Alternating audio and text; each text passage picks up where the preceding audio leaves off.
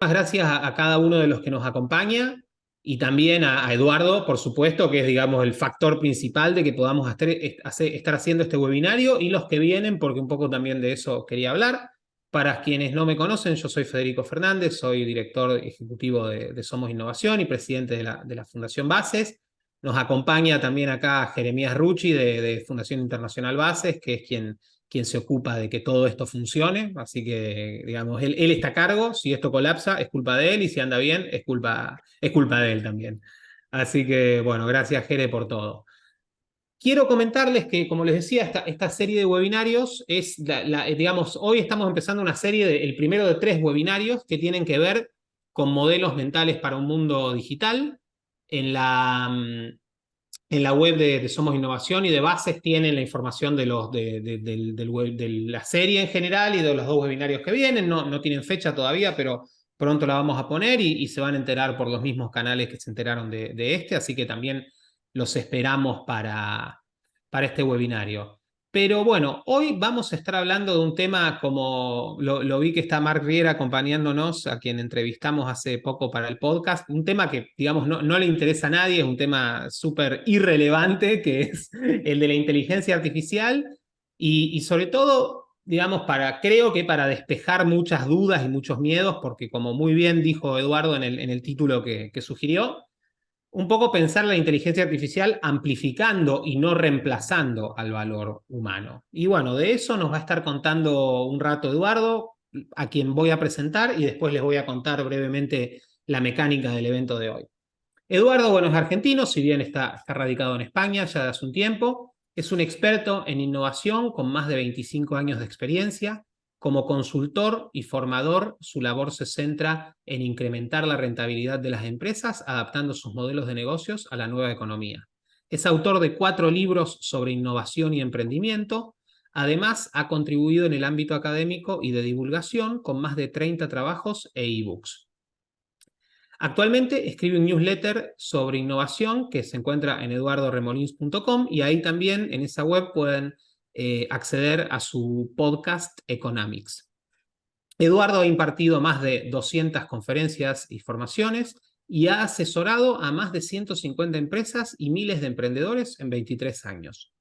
Su experiencia internacional incluye liderar empresas y equipos en Europa y América Latina y trabajar como consultor o bajo el patrocinio de organizaciones como las Naciones Unidas, el Banco Interamericano de Desarrollo y la Fundación Rockefeller.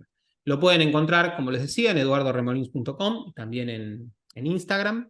Perdón, discúlpame, en LinkedIn, en Instagram también, pero en LinkedIn es donde más está activo y donde publica posteos muy interesantes todo el tiempo. La mecánica de hoy va a ser, Eduardo va a hablar entre unos 20-25 minutos y después yo tengo, bueno, varias preguntas y también lo voy a estar escuchando atentamente, pero, y por favor vean que debajo está la cajita para preguntas. Por favor, no sean tímidos, dejen sus preguntas o comentarios, yo voy a tratar de trasladarle todos o los máximos que pueda a Eduardo. Y la idea es hacer esto también súper interactivo y que ustedes tengan la oportunidad digamos, en el buen sentido de la palabra, explotarlo, Eduardo, sobre que de estos temas sabe mucho. Así que para mí, bueno, la verdad que es un placer poder estar empezando esta serie de webinarios con Eduardo, que es una persona que admiro mucho por su capacidad y también le tengo mucho afecto y a quien considero un amigo. Así que, Eduardo, sin más, todo tuyo y con muchas ganas de escucharte.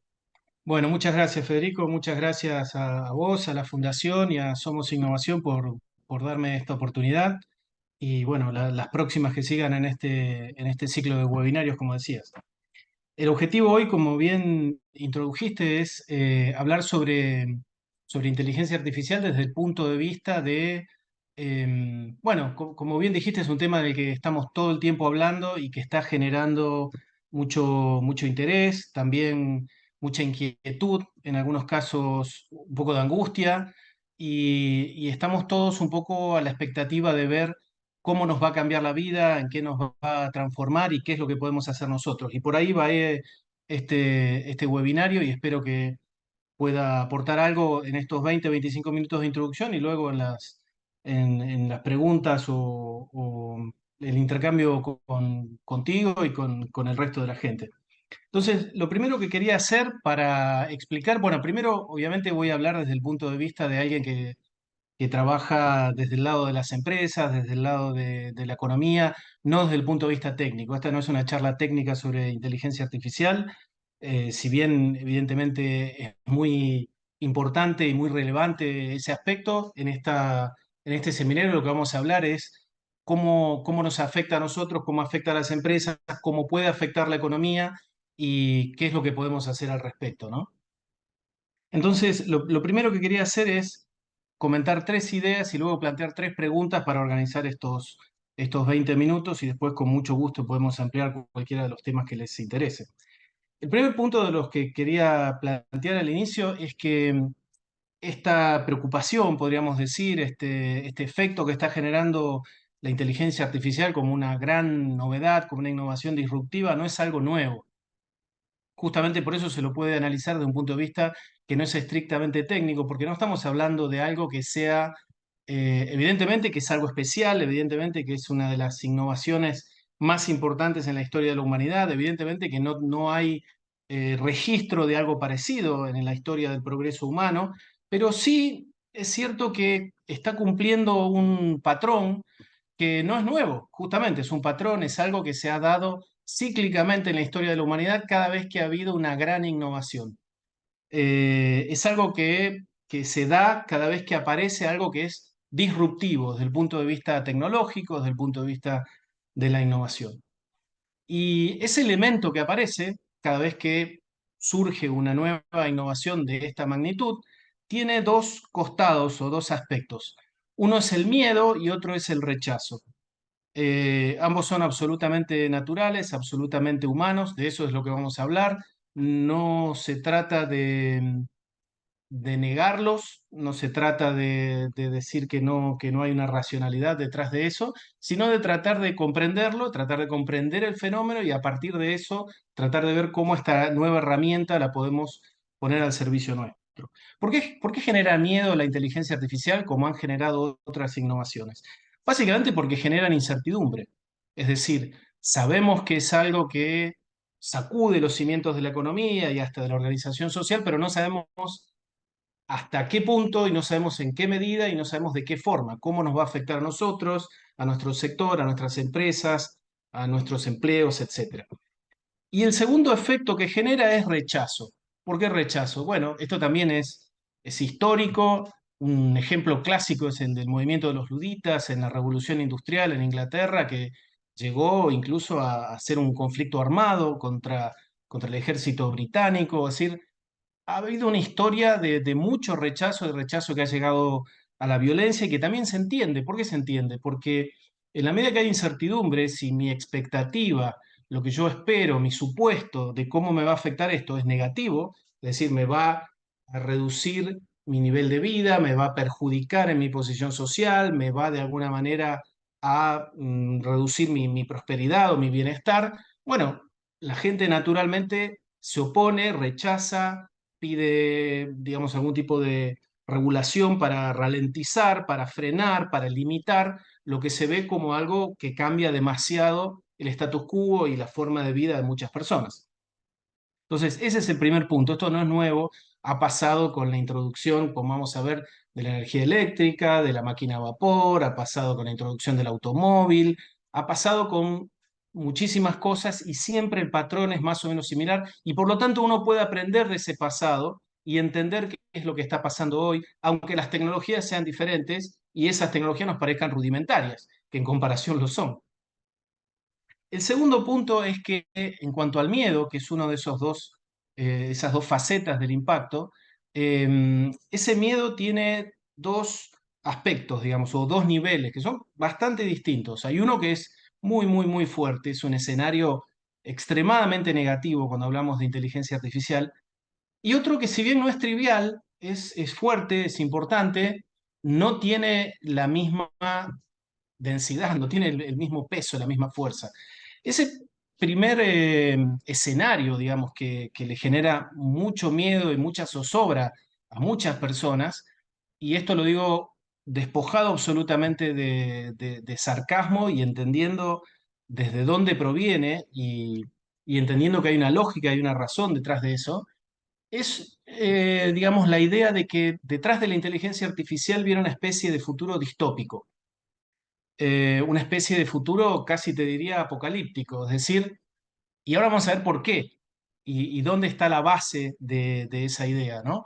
Pero digo que lo digo sin sarcasmo, pero evidentemente es la materia de muchas historias de la cultura popular, de películas, de guiones, de libros, que tienen que ver con la invención de algo sintético, artificial, inteligente, que se vuelve en contra de la humanidad, que se vuelve en contra de las personas. Creamos algo que ya no podemos controlar. Es un poco la metáfora de Frankenstein, ¿no? Es algo recurrente en la historia, digamos, de la literatura, en la cultura popular, algo que uno crea y se sale de control y se vuelve en contra de uno, en contra de su creador, en contra de la humanidad, podríamos decir.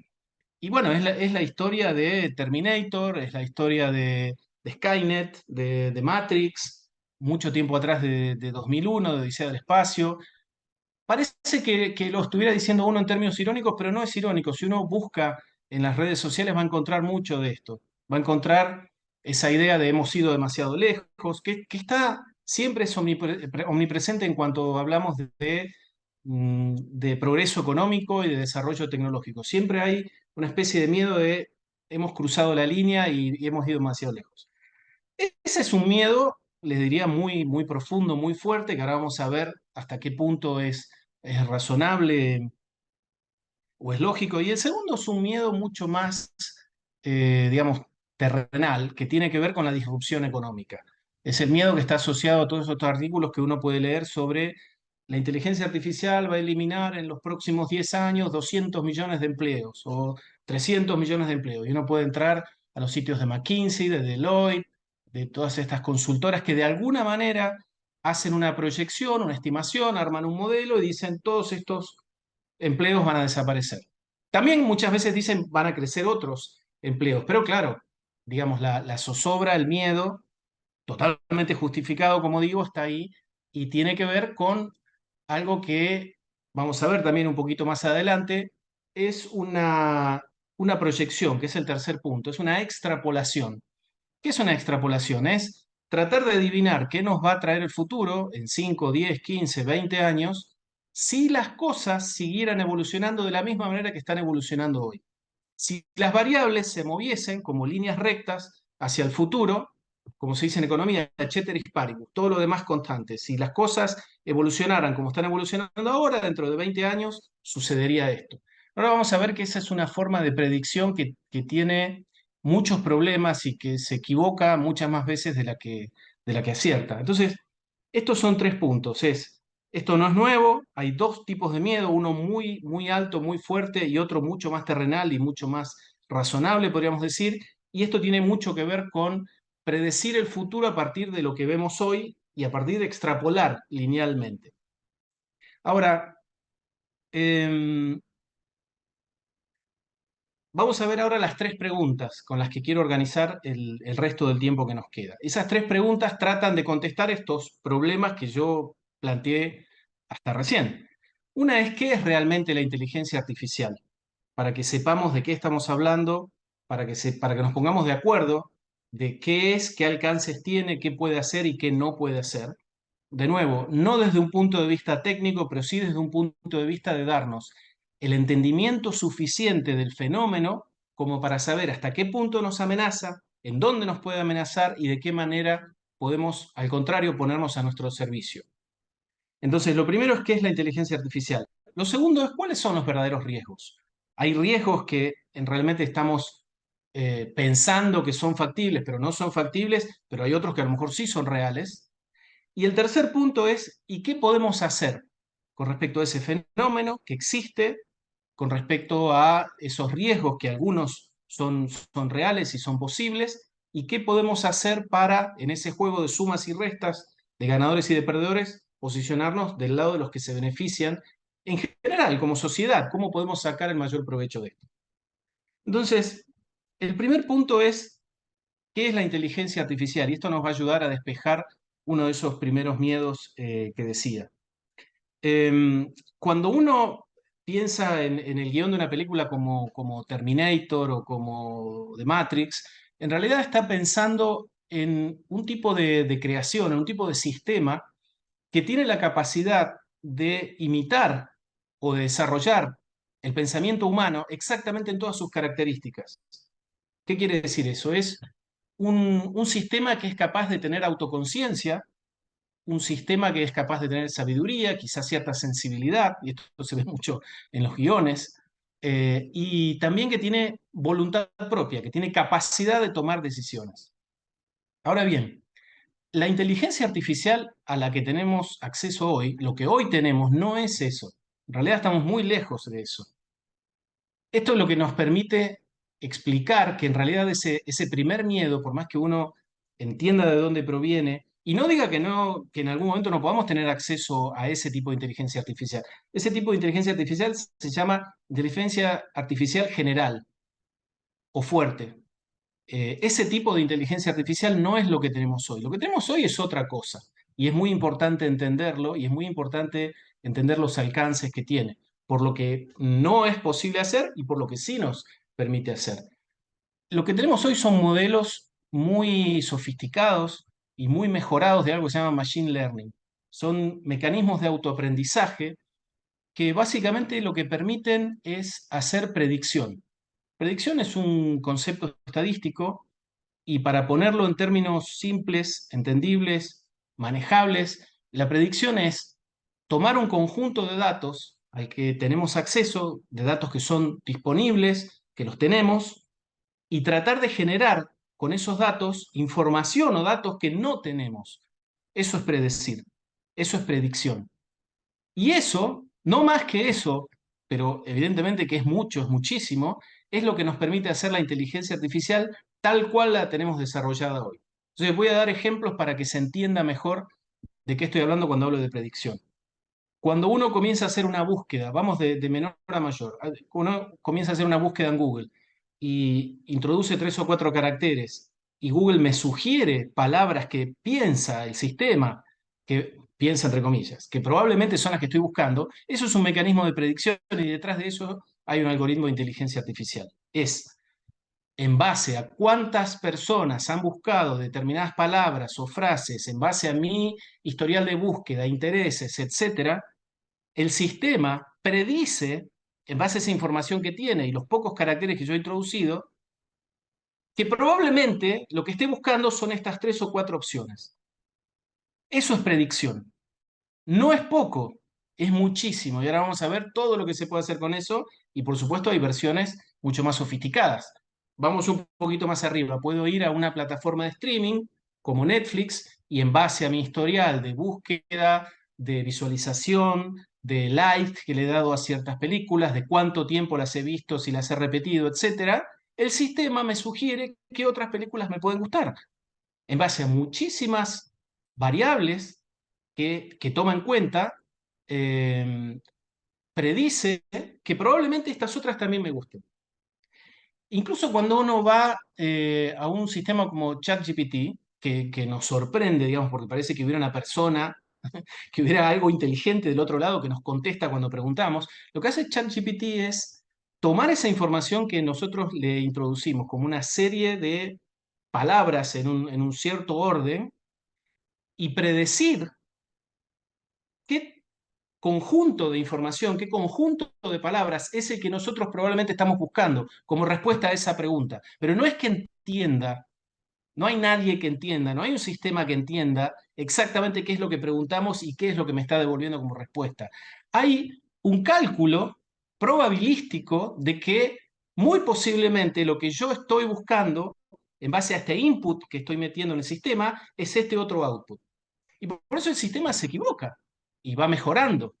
¿Por qué va mejorando y por qué ha llegado a estos niveles de precisión tan altos que nos sorprenden y realmente nos dejan con la boca abierta? Porque estos sistemas se entrenan, estos sistemas mejoran y se vuelven más precisos a medida que tienen más datos para computar y más datos para mejorar su capacidad de predicción.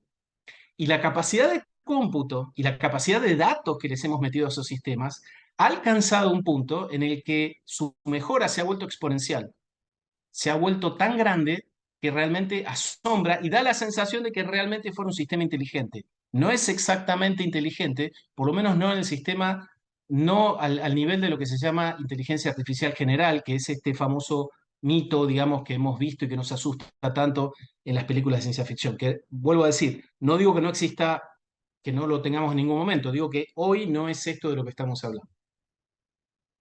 Muy bien, entonces esta es la primera pregunta, ¿qué es la inteligencia artificial? Y eso nos permite despejar cuál es uno de esos riesgos. La segunda pregunta es cuáles son los riesgos. Evidentemente, el primer riesgo de que esto se transforme en un sistema autoconsciente que a lo mejor toma control de las armas nucleares y decide que la humanidad somos demasiados, entonces hace una especie de guerra nuclear para reducir el número de humanos, porque si no la Tierra no resistiría. Esto es un guión tradicional de ciencia ficción. Eso no es lo que es hoy la inteligencia artificial. Ahora, hay otro aspecto del riesgo, hay otro riesgo que sí existe, que es cierto, y que hay que tomarlo muy en cuenta y que hay que ver qué es lo que se hace con ese riesgo, que es el efecto disruptivo que tiene en la economía y en la sociedad un cambio tecnológico tan grande y tan fuerte. Ahora, para entender lo que es este cambio disruptivo, yo comentaba Federico, que en todos los comentarios que hemos hecho previos hasta a este seminario, que me iba a basar en gente que ha estudiado este tema y que obviamente la mayoría de estas ideas no son ideas mías, sino de gente que lo ha estudiado mucho y en profundidad. Y hay un par de libros sobre inteligencia artificial, Prediction Machines y Power and Prediction, de tres economistas canadienses, Agrawal, Goldfarb y Gans, que creo que esclarecen muchísimo y que de alguna manera yo estoy siguiendo muchos de las ideas que ellos postulan y que por supuesto abrevan en otros estudios, en otros papers y en gente que le está mirando el fenómeno desde el punto de vista de las ciencias sociales, de la economía, de los negocios, etcétera, ¿no?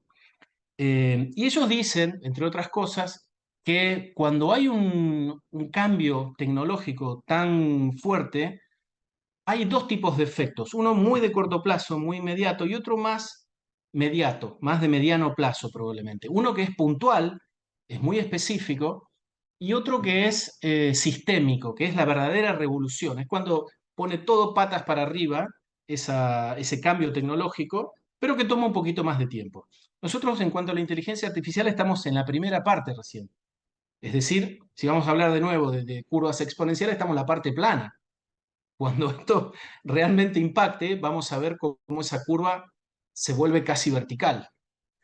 Para entender qué es el efecto puntual, específico, y para entender lo que es después el efecto sistémico que se da a continuación, es bueno hacer una comparación con otros cambios tecnológicos que ha habido en la historia de la humanidad. Por ejemplo, la invención de la electricidad.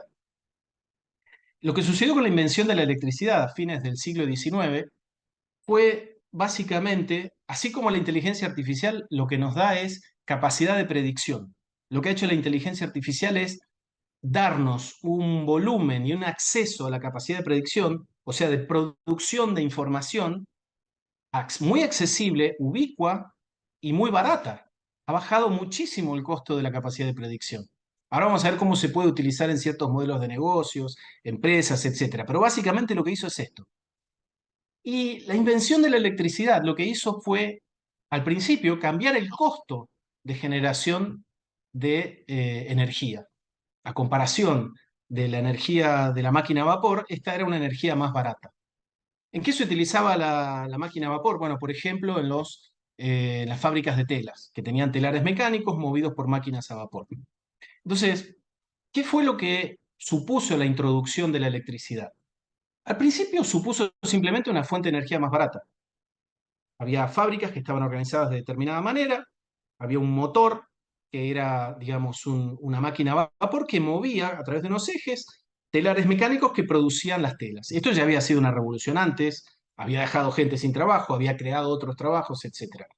Y había creado un tipo de fábrica en el que en el centro de esa fábrica había una fuente de energía, una fuente motriz, y alrededor, muy cerca, y por motivos técnicos, tenían que estar todos estos telares mecánicos, tratando de que esos ejes que transmitían el movimiento, estuvieran cerca para que no hubiera una pérdida de energía. Entonces eran fábricas muy compactas, hechas en distintos niveles, tenían un tipo de distribución en economía industrial o en ingeniería industrial, se dice el layout de planta. Estaba determinado por ese tipo de tecnología. Cuando entra la tecnología, el primer efecto puntual de corto plazo fue reemplacemos una fuente de energía por otra. Donde había un motor a vapor, se metió un motor eléctrico, pero los telares mecánicos estaban en la misma disposición, las fábricas eran iguales, todo igual. Con el tiempo, incluso esto implicaba un 10-15% de ahorro en el costo de energía, hizo que algunos empresarios cambien y otros no. Otros dijeron, yo sigo por esta diferencia, no voy a hacer los cambios necesarios para pasarme la energía eléctrica. Pero hubo algún momento a comienzos del siglo XX en el que alguien descubrió que lo que le permitía la energía eléctrica era separar lo que era la fuente de energía de lo que era el motor eléctrico.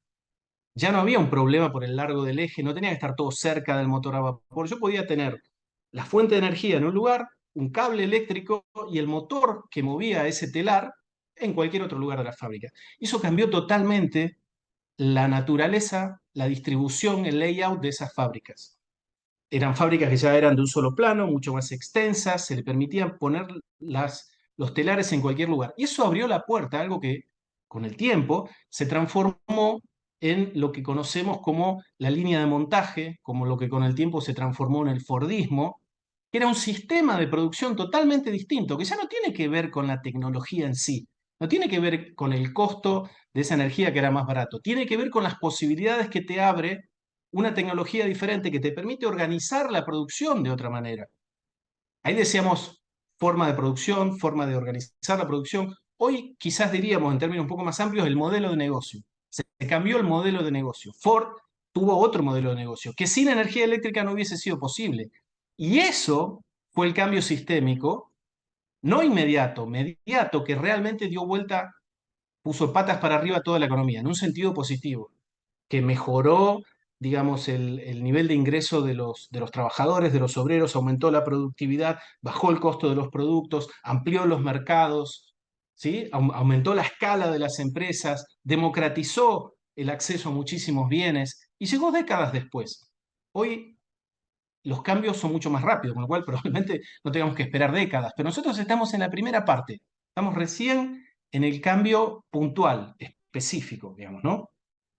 Por eso vemos tantas aplicaciones de inteligencia artificial que nos permiten hacer más rápido y más fácil presentaciones de PowerPoint, videos, música, pero es todo puntual, vas a hacer más rápido y más barato algo que ya venías haciendo, ¿sí? Entonces, estos son los riesgos. ¿Cuáles son los riesgos?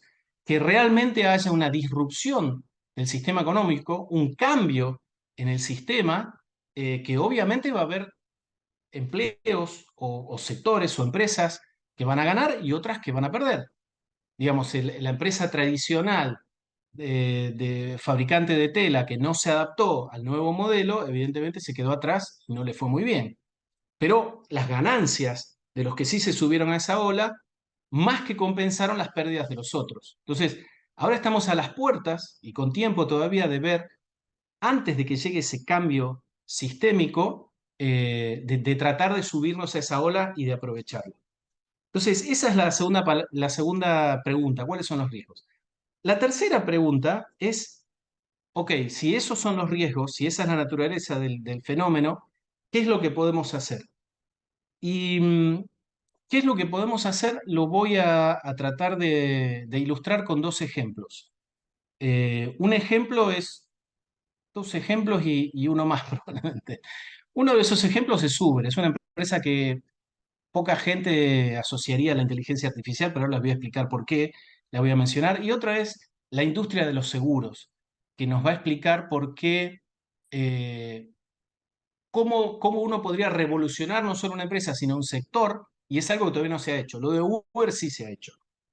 El caso de Uber eh, es bastante simple, es una empresa que en realidad comenzó antes del boom de la inteligencia artificial. Podemos decir que el último boom de la inteligencia artificial comenzó en 2012, 2013, pese a que es, digamos, el machine learning y las redes neuronales son anteriores. El último crecimiento fuerte es más o menos en esa época. Uber comenzó en 2007, pero es una empresa que pivoteó mucho y se fue subiendo a distintas olas, fue cambiando su modelo de negocio y en algún punto se apalancó en una tecnología que en realidad es una aplicación de inteligencia artificial.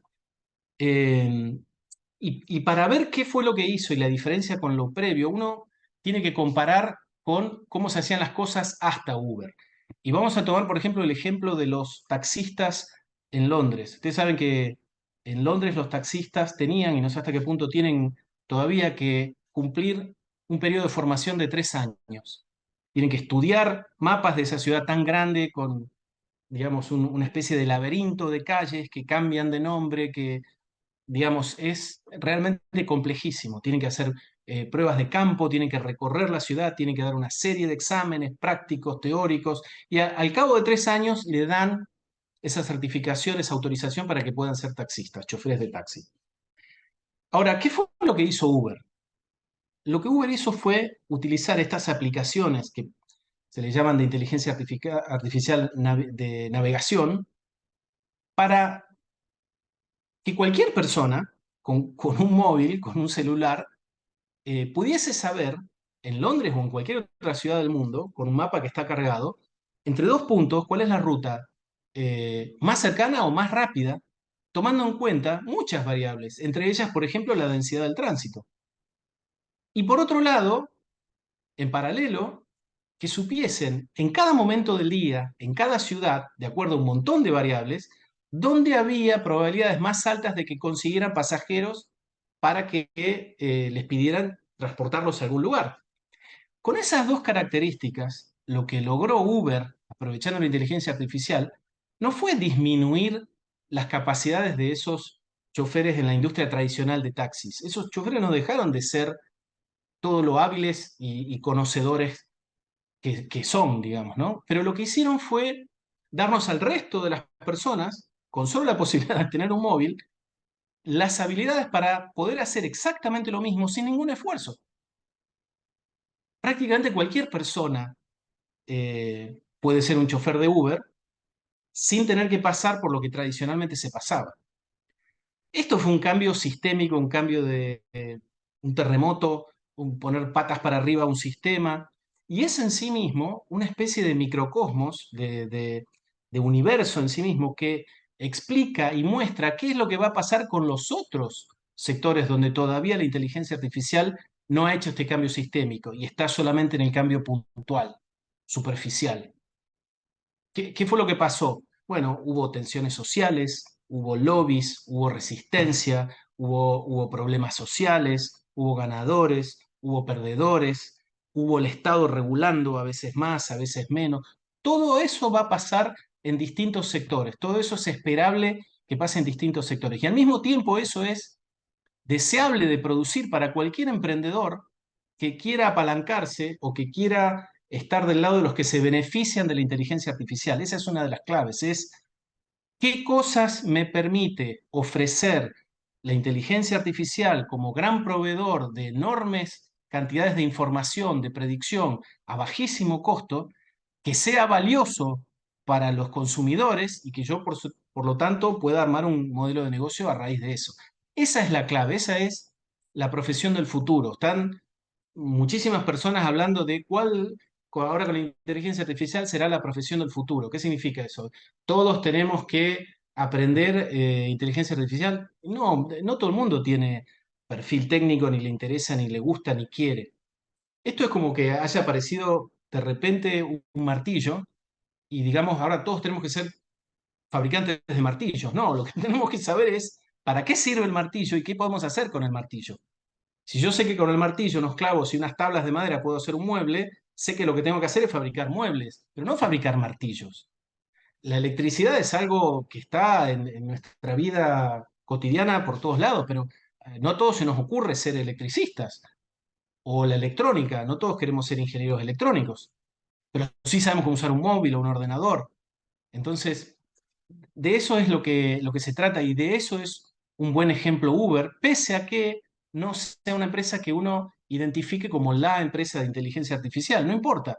La simpleza en la que resolvió un problema y dio vuelta una industria nos muestra por dónde ir y también nos muestra dónde van a estar todos los problemas, las resistencias y también, digamos, los choques que puede haber.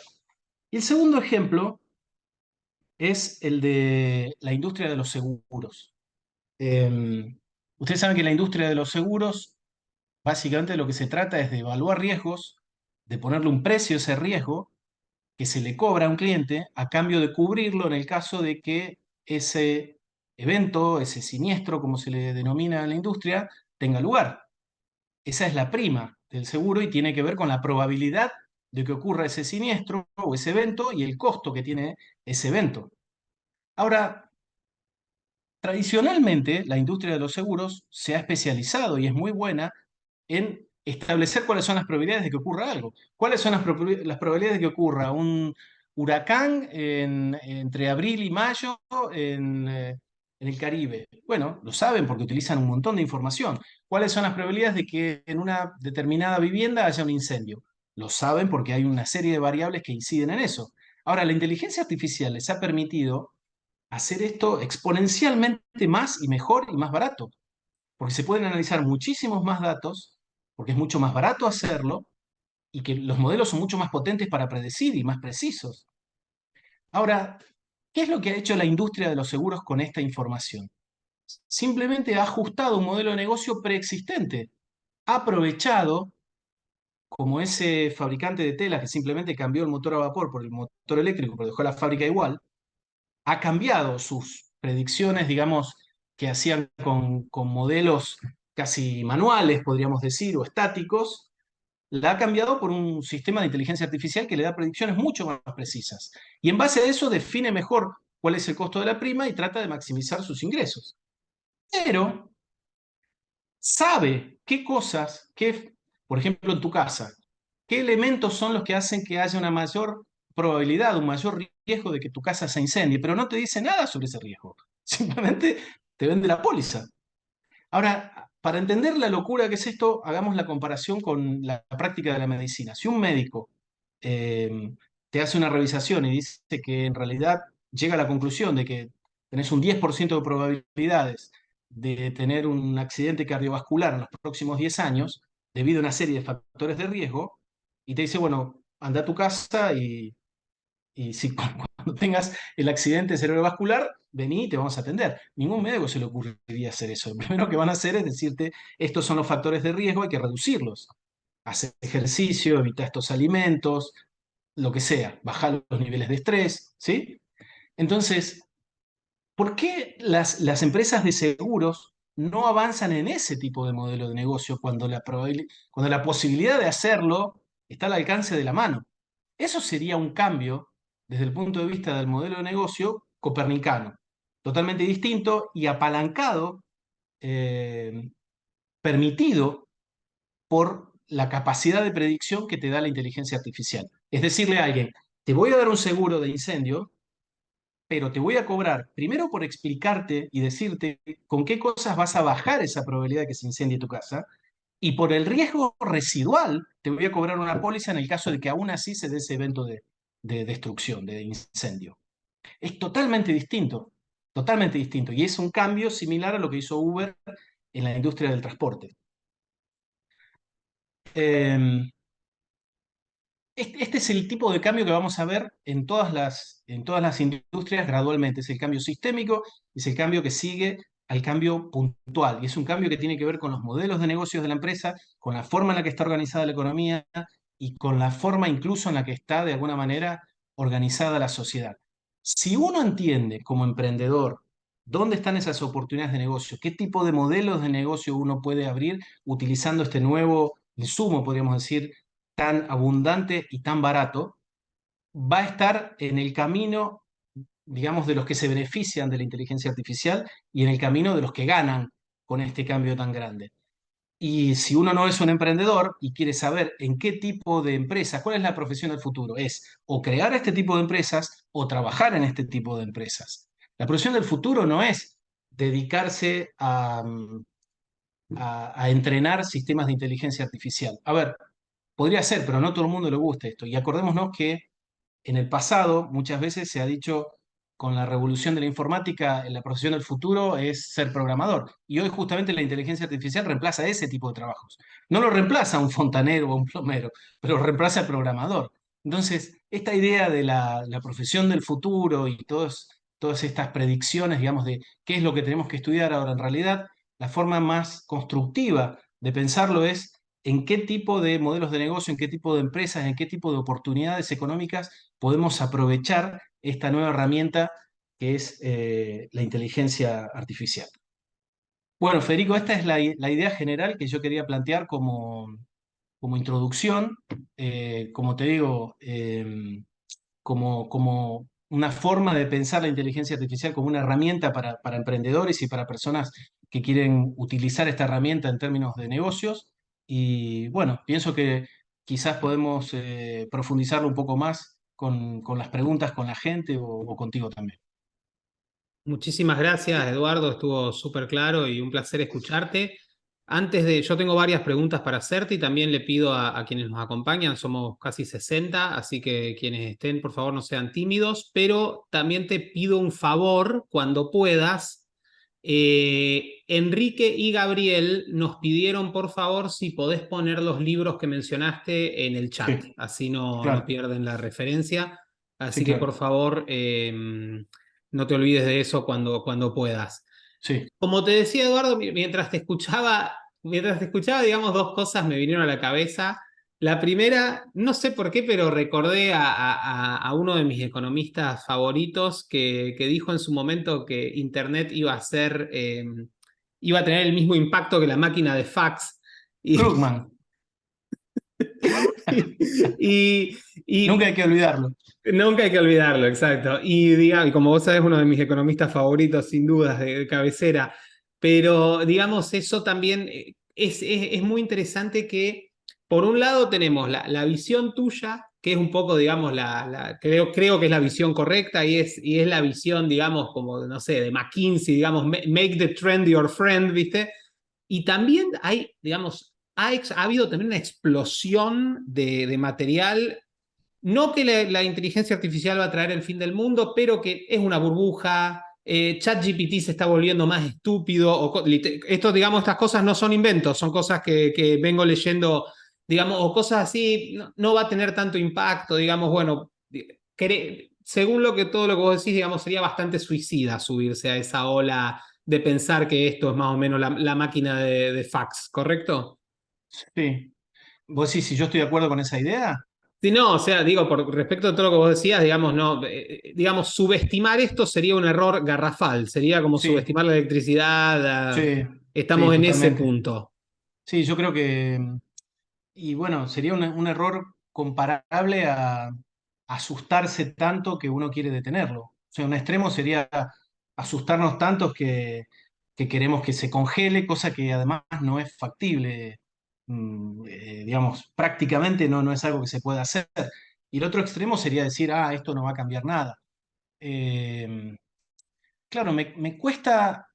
Hay algo muy interesante, Federico, que muchas innovaciones tienen en el efecto en la opinión pública una especie de curva, en la que hay una especie de hype, una especie de, oh, esto va a cambiar todo, y en realidad piensan que el cambio quizás lo adelantan en el tiempo, piensan que va a ser inmediato. Cuando ven que no es inmediato, cae el entusiasmo y cuando realmente se empiezan a recoger los frutos, es como que justamente es cuando la gente dejó de prestarle tanta atención. Con Internet, no sé si te acordás, pero en el año 2000 había una especie también de hype, de locura, después todo lo vamos a poder comprar y vender por Internet, o sea, e-commerce, algo que hoy es la cosa más común, familiar, pero en ese momento era wow. Claro, como en el año 2001, 2002 todavía no se había dado, se dio como una especie de caída en esa, digamos,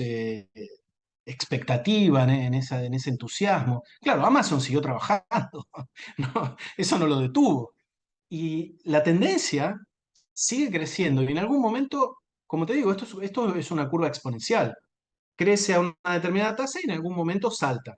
Nosotros todavía estamos en la parte plana, entonces Si la expectativa de mucha gente es que esto va a ser dentro de 6 meses, no el impacto, de nuevo, no el impacto puntual, va a haber, salen herramientas para hacer lo que quieras con inteligencia artificial, pero ese no es el cambio de fondo.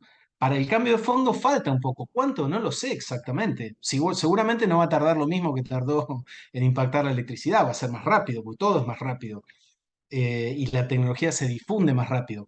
Pero, digamos, el error sería decir, como no es inmediato el cambio que me prometían o que yo esperaba o a la altura de mis expectativas, entonces quiere decir que era todo humo. Y entonces cuando cae tu expectativa y cuando uno dice, bueno, lo ignoro porque esto en realidad era humo, ahí es cuando la tendencia despega, digamos, ¿no? A ver, ha pasado con todo, con los autos eléctricos, digamos, la conducción autónoma, con muchísimas cosas. Las tecnologías tienen un tiempo de maduración. Y si tu expectativa está movilizada por una especie de ansiedad, sí, te puedes equivocar. Pero sí, sería un error enorme. Ahora, va a ser la lógica del mercado. Si alguien ignora, yo entiendo que alguien se asuste por esto. Ahora, si alguien directamente lo ignora, bueno, yo lo entiendo menos, te diría, y si la realidad hace que después en el sector quedes muy rezagado, creo que no le podés echar la culpa a nadie, ¿no? La capacidad de esto, pese a que no es Skynet, como decía al comienzo, es impresionante. Lo que se puede hacer con inteligencia artificial es impresionante. La capacidad de predicción que nos da, la capacidad de generación de información, es impresionante. El tema es cómo la aplicamos, pero no reconocer que es algo que no tiene antecedentes, no sé, para mí es un nivel de miopía un poco grande. Sí, totalmente. Les recuerdo a todos los que nos están escuchando en la cajita acá de preguntas y respuestas pueden dejar preguntas. Ya tenemos algunas que te voy a trasladar. Me acordaba, o sea, cuando vos hablabas, Jeff Bezos creo que todavía tiene en su oficina la tapa de Barron's que decía Amazon.bomb, vendan esta empresa que se va al tacho. Bueno, eh, Sí, falló, ahí falló.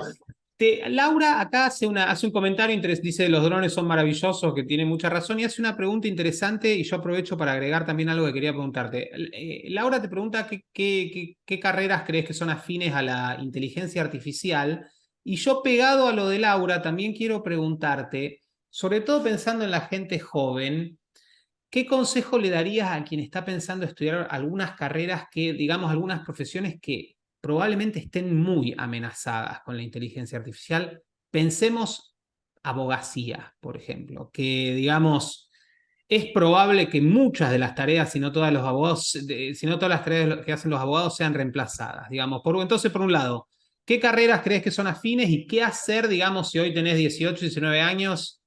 ¿Te metés en algo que pueda estar muy amenazado o tratás de buscar otra cosa?